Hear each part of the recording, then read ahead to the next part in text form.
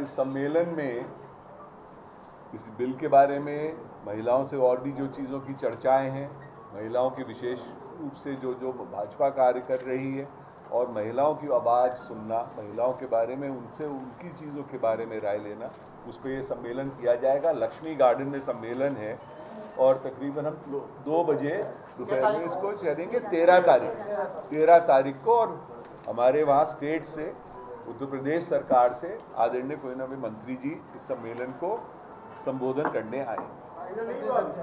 Final नहीं हुआ। आप प्रदेश अध्यक्ष जी कह रहे थे, वो प्रदेश अध्यक्ष महिला मोर्चा तो आ रही है। अच्छा, प्रदेश अध्यक्ष महिला मोर्चा आ रही है और मंत्री जी आए, तो कैबिनेट रैंक के मंत्री जी इसमें। प्रदेश अध्यक्ष जी ललितपुर में भी नहीं है, उसमें भी नहीं आएंगे, पर वहाँ पे भी हमारे पास मंत्री जी आ रहे हैं। मंत्री जी वहाँ पे 11 बजे है सुबह तूवन गार्डन में, और यहाँ पर 2 बजे दोपहर में लक्ष्मी गार्डन। जी पहले सुबह हम लोग ललितपुर में कर रहे हैं, तूवन सरकार के जो प्रांगण है उसके अंदर। कहाँ पर? लक्ष्मी गार्डन में तक की जानकारी दे देता हूँ। ये एक बहुत गलतफहमी और गलत भ्रम फैलाया जा रहा है कि भाजपा इसको पोस्टपोन कर रही है। ये पोस्टपोन नहीं हो रहा। इसमें 2 चीज़ें।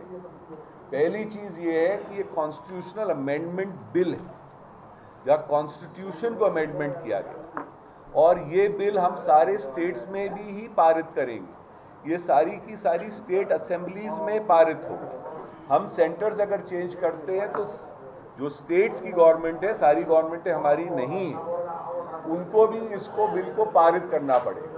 दूसरा जो बड़ा मुद्दा है इसको लेकर कि 2026 में डीलिमिटेशन एक्सरसाइज है।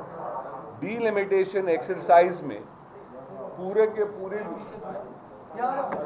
जो हमारे क्षेत्र हैं वो बदले जाएंगे, और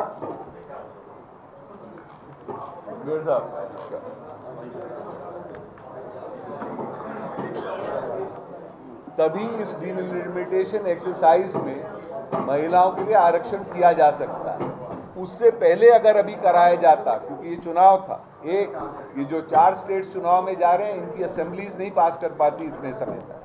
दूसरा, अगर इसको खाली लोकसभा के लिए पारित किया जाता, क्योंकि कॉन्स्टिट्यूशनल अमेंडमेंट बिल है, तो इसको लेकर तुरंत चैलेंज कर दिया जाता कि आप जब तक डीलिमिटेशन एक्सरसाइज नहीं हो रही तब तक आपने इसको पारित कैसे कर। इसका जवाब भी उस दिन, जिस दिन लोकसभा में इस पे डिबेट हो रही थी, बहस हो रही थी, उस दिन आदरणीय गृह मंत्री अमित शाह जी ने भी फ्लोर ऑफ द हाउस, मतलब हाउस पे बिल के बारे में जब चर्चा हुई तो उन्होंने खुद इसके बारे में बोला है, और ये भी बोला है कि अगर हम अभी करते तो आप सब इसी पे इल्ज़ाम हम पे लगाते कि आपकी जो सीटें वीक थी या ये था, तो इस पे आप लोगों ने जानबूझ के आरक्षण लाने की कोशिश की।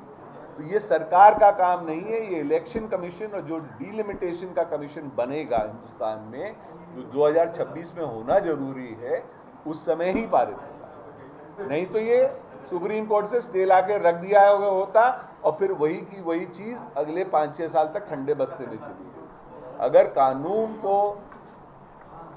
ढंग से अपने को काम करना है, उसके अंदर, उसके दायरे के अंदर, बिना कानून को तोड़े हुए, तो ये बिल को डीलिमिटेशन वाले में भेजना ही पड़ेगा।